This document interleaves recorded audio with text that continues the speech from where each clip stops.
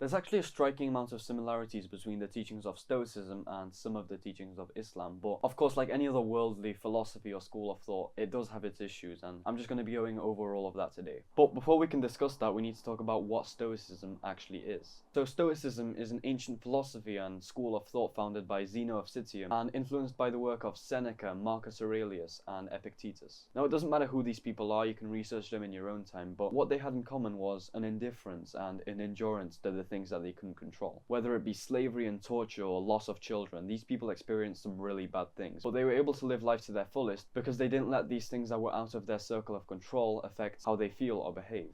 Today we may follow Stoicism because it helps us to realize what we can change about our lives and what we can't. One fundamental teaching of Stoicism is that we don't control what happens to us, but we can control how we respond. And by controlling how we respond, we can act in the most reasonable and logical way in response to whatever life throws at us. And obviously, by acting in the most reasonable and responsible way, we kind of do actually change our lives to be the best case scenario, because if you do the best thing, you're probably going to live the best life. And to act in the most reasonable and the most logical way, Stoics often look at the 4 cardinal virtues, which are wisdom. This virtue encourages using reason, logic, and sound judgments when making decisions or when differentiating between good and bad. Courage, which encourages facing challenge and difficulty with bravery and fortitude. And it allows people to overcome their fears and to face obstacles even when it's painful. Justice, which not only means being fair and just to people, but also living in harmony with nature and the universe, as well as one's social and ethical duties. Temperance, aka moderation or self-control. This means not overindulging, not overusing anything, and disciplining yourself to do the right thing. So the idea is that everything that happens in your life is an opportunity to use one or more of these virtues. And by doing so, you can ensure that you live as good and as healthy and happy a life as you can. So what are the links or similarities between Islam and Stoicism? One core teaching of Stoicism is that everything that happens in the world is part of one big web of cause and effect. And if you were to change one thing, you'd mess it all up. And because everything is connected and everything happens for a reason, Stoics learn to live in accordance with the workings of nature or the universe, because everything is already predetermined. And you might be thinking, isn't that just Islam? If you replace the words nature and universe with Allah subhanahu wa ta'ala, that's just Islam, right? Islam literally translates to submission to the will of God. A core concept in Islam is tawakkul, meaning trusting in God's plan. It's like a spiritual state in which you have perfect trust in God and reliance on Him alone. In fact, tawakkul is so similar to Stoicism that the Wikipedia page for tawakkul redirects me to Stoicism when I click on the word zuhd. And zuhd is kind of linked to tawakkul and Stoicism. It just means not being materialistic and abstaining from instant gratification and that. I don't think it should redirect to literal Stoicism because it does have its differences, but I digress. Both Stoicism and Islam also agree that everything in life is temporary, including the bad things that happen, the good things that happen, and our own lives. Now, this isn't really a belief because everything is objectively temporary, but we're reminded of this so we can have patience. The more you realize that your pain is temporary, the more likely you are to actually push through it with integrity. Stoics remain patient by realizing that everything that happens is an opportunity to learn. So instead of sulking and crying about the bad things that happen, Stoics feel gratitude for the lessons they have learned and for the positive change that the event may have caused.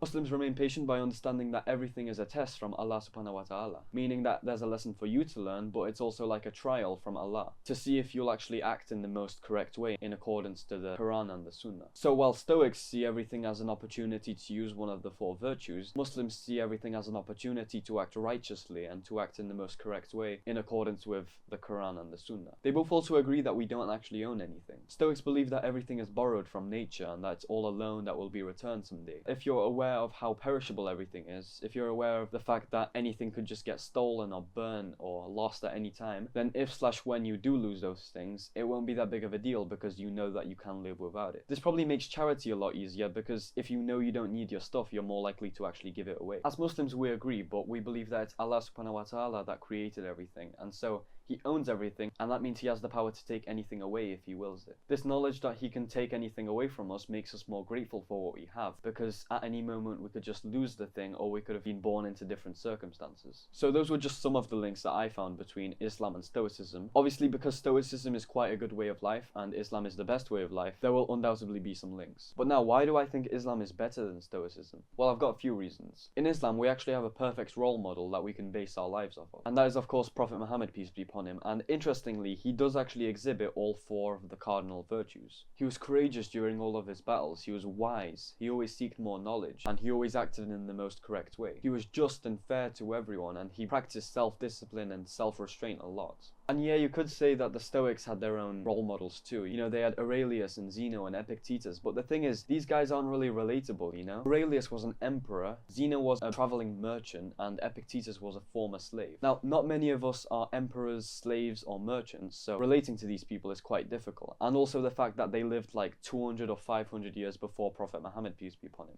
And yeah, he was a king too, but the fact that his life was very well documented and those documents were very, very well preserved means that using him as an example is usually very fitting. In most situations that you can get into, I bet there's a high chance that you can get the right answer for what to do just by looking at his life and the documents of his life. In Islam, we have events that actually challenge us, such as Ramadan, Hajj, the 5 daily prayers, and all of the rules and restrictions. These things challenge our desires, our humility, and our discipline, and they train our self-control. You know, if you ask anyone who's experienced Ramadan and all of the fasting, abstinence, and self-improvement will tell you just how much discipline Ramadan requires and just how much discipline they have after Ramadan's ended. Any Muslim reverts could probably tell you that praying 5 times a day and waking up at 2 a.m. for Fajr can be very, very difficult from the start. And it does require a lot of discipline, and it does require you to prioritize the prayers over everything else. You know, it helps us to realize that we can stop doing whatever we're doing in favor of the prayer, and that we can just leave whatever we're doing for 15 minutes and then just come back later. It helps us to realize that whatever we're doing is not actually that important because we can just leave it for 15 minutes. And if it is a big deal to leave for 15 minutes, then that's good too, because it's jihad and you get rewarded for that. And then there's Hajj, all of the rules, everything. It's just, Islam is a very discipline-based religion. So Stoicism is really just part of the puzzle. You know, it does fit into Islam, but Stoicism is only a way of thinking, but Islam is a way of life. So if you live purely just by the standards of Stoicism, you will be missing something because you don't actually have a fully prescribed way of life. So I think life as just a Stoic isn't as great as life as just being a Muslim. One thing I don't like about Stoicism alone is that it's very secular. You know, especially in the more modern time where everyone rejects or forgets about God. As a Stoic, everything you do is for the sake of your own life now and maybe for the life of other people. But in Islam, it is for the sake of this life, but everything you do is also for the sake of being a good Muslim and being obedient to God. So I do think that if you're a Muslim, it is valuable to at least look into Stoicism and to learn about being a Stoic. And if you're a Stoic, it's definitely worth it to look into Islam because it's a very, very beautiful religion. Though I definitely think you shouldn't rely completely on Stoicism because, as I said, it is only part of the puzzle. And that's it for today. I really appreciate all the support I've been getting. I really love reading all of your nice comments. If you have any video suggestions, please leave them down below. Like and subscribe. May Allah bless you all. Assalamu alaikum wa rahmatullahi wa barakatuh.